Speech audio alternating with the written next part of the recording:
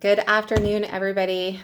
Okay, let's talk Prop 103. A lot of you guys have been pinging me. I've seen the headlines on there. You've seen the headlines. Consumer Watchdog says a never devastating blow to homeowners, a further hit to homeowners when they can afford it the least. Like, let's face it, news articles are great at catchy headlines, right? I mean, do we still have a golf course sized meteor hitting us this week, or was it yesterday?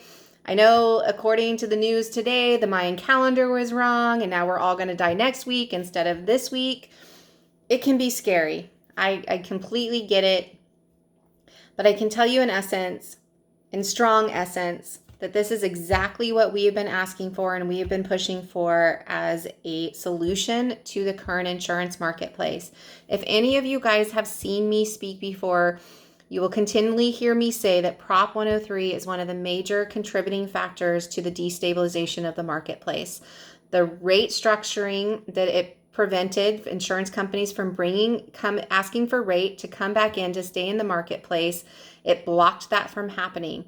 And so what we needed to do by talking and having very transparent conversations with insurance companies, with legislators, looking at existing laws, looking at ways that we can get around this, looking at emergency orders that we can do, this was one of the very biggest roadblocks that we had to getting insurance companies back into the marketplace to create the competition that is needed to help heal this.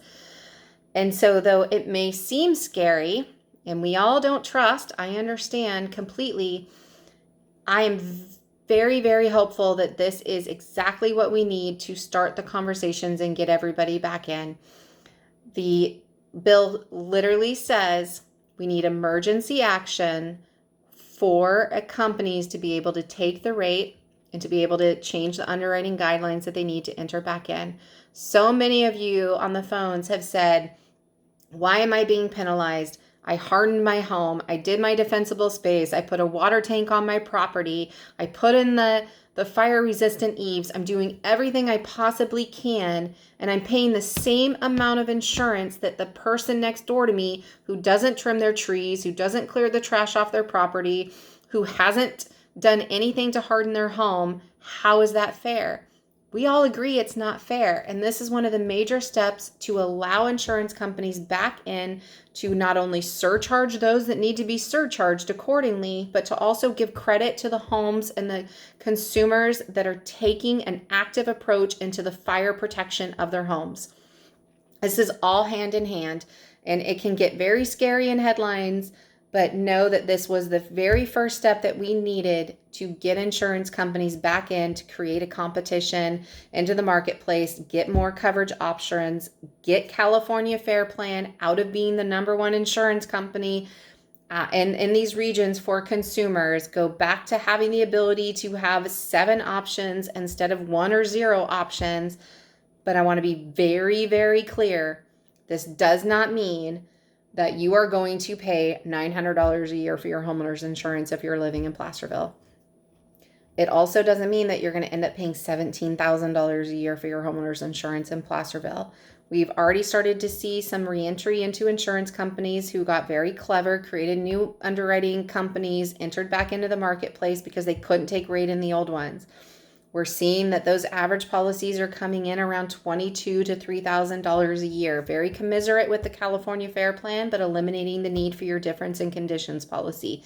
These are the types of premiums that you need to be prepared for, that you need to understand.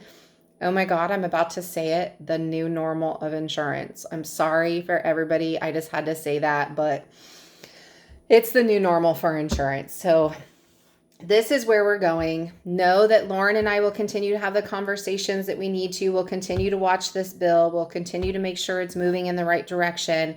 But right now, I'm not looking at this and going, what the hell is going on? It's a very positive outlook. It means that the conversations were heard, steps and solutions were presented. They took action on those to help regulate the insurance marketplace again. So I hope that helps. If I really implore you, don't read headlines, read the bill. read the bill. If you have questions, you guys know I'm always going to be here to answer any way that I possibly can to kind of bridge that gap any way that I can for you guys. But I think we're good to continue to move forward. I hope that helps, and we will continue to do updates on this and any other bills that come out that can be impactful to this situation. Hope everybody has a great day, and I'll talk to y'all soon.